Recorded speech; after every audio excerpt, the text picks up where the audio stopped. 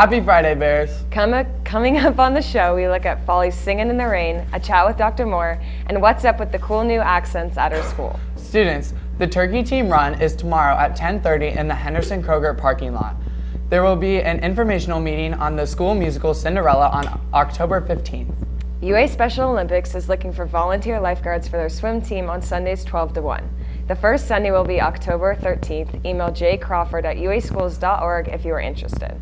For more than 20 years, Upper Arlington has shared a Scottish exchange program with Madras College in St. Andrews, Scotland. Ellie Hartrandt reports. On October 3rd, 16 students from St. Andrews, Scotland arrived in Columbus, Ohio to stay with their American hosts from UAHS.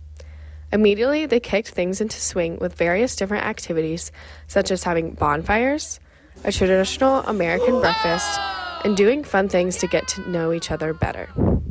The group of students also made a visit to Walmart, and later some went tailgating and had an OSU watch party. The group went to Lynn's Fruit Farm for apple and pumpkin picking and have gone hiking and traveled to Young's Dairy in Yellow Springs, Ohio. I asked Isla Bell, a Scottish student, what she has thought of her experience so far. I'm really enjoying my time in Ohio, and my favourite bit so far has been when we went to the Upper Arlington school, because it was really different from how our school is back home. I also really enjoyed going to the zoo and the football stadium. Along with everything average students do, the group celebrates two major holidays, Halloween and Thanksgiving. For Halloween, a host has neighbors hand out candy to have the Scots experience a true trick-or-treat night. And then they have a mock Thanksgiving to have them understand a holiday they have never celebrated. This has been Ellie Hartrandt reporting for the WARL. The group of students will travel to St. Andrews, Scotland over spring break to check it out. A fun fact about our Scottish friends is that they don't have organized school sports. Now to Jess and Garrett with sports.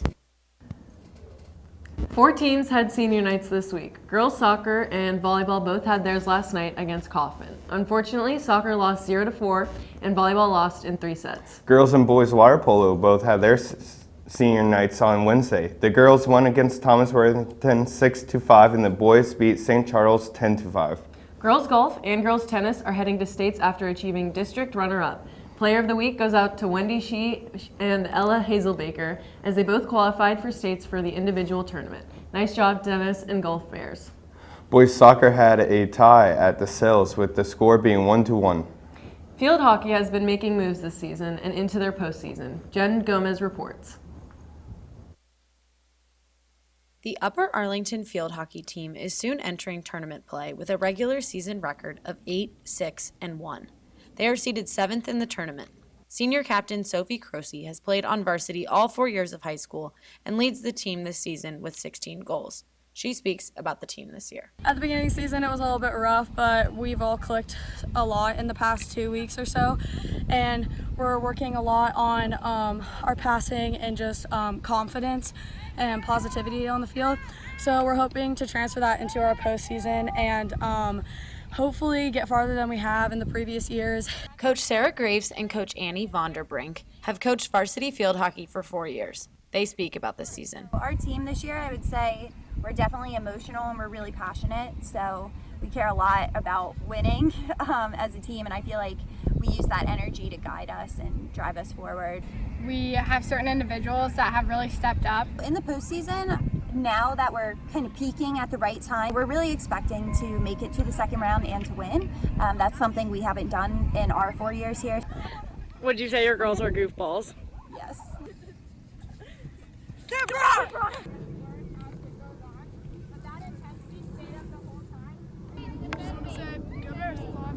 This has been Jen Gomez reporting for the WARL. Sorry. She made it with her work and stuff. Oh, you can see them play in their first tournament game next Thursday. They will either be playing Hartley or Olentangy Orange, depending on how the tournament plays out. Tonight, it's make or break time for our football Bears as Coach Scally's team takes on his former Wildcats. The Bears are 3-3 heading into tonight's game against Hilliard-Davidson at home tonight. The theme is blackout. And now to Ava and Maria with Community News. Welcome back to Community News. This weekend, the Columbus Italian Festival takes place downtown at St. John Italian Catholic Church. A ticket to the festival allows unlimited sampling food from 18 different restaurants and a day pass to festival activities. Activities include Italian dancing, open-air market, and a bocce ball tournament. Nearly 300 students in 6 different choirs, ensembles, and solo performances are performing in Fall Follies this weekend. Here's a look at the preparation ahead of the shows. The past few weeks, the Upper Arlington Vocal Music Program has been working hard on Fall Follies.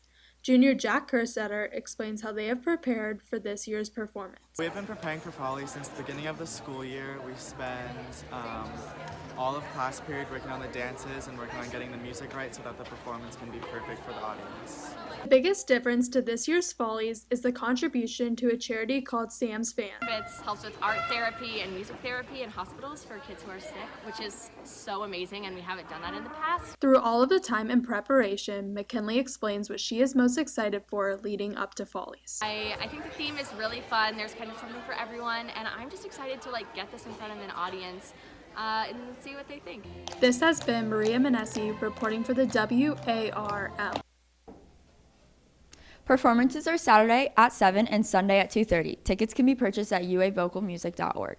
On Tuesday, ACT announced that they will start allowing students to retake individual sections starting next September. This allows students to improve their scores in some sections without risking lowering their scores in others. Now to special reports with Peter.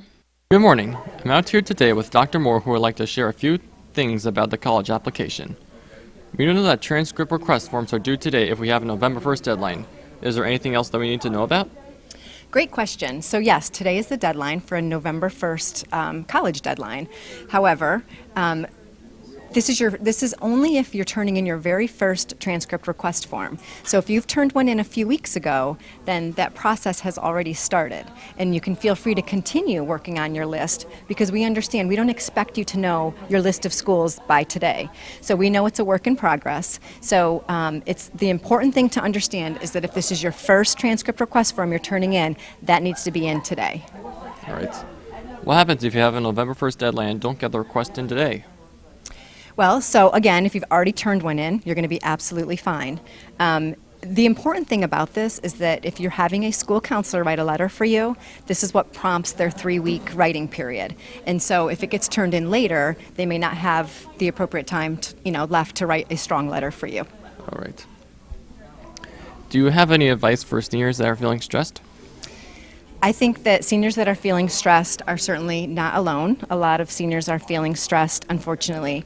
But please know that it is certainly normal to feel that. You've got so much going on your plates right now. So please use your supports around you, use each other, use your teachers, counselors. Certainly come down to the College Center and we can talk anytime about that stress. Also understand that you're not making any big decisions on where you're attending college. Right now, you are doing a nice job with building a list of schools that you love that are great options for you. So, I think a lot of the stress is coming from, oh my gosh, I have to figure out where I'm going. And you don't. You just have to figure out a great list of schools that you would be 100% happy to attend. Yeah, that's great. It's not necessary, right, for people to go to college outside of Ohio?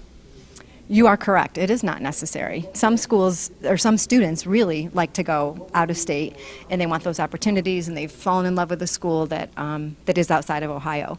However, we are very fortunate in that the state of Ohio has wonderful public schools and wonderful private schools that offer a lot of wonderful opportunities for our students. So no, you don't need to go out of Ohio to have a great college experience. Okay, anything else that you would like to share?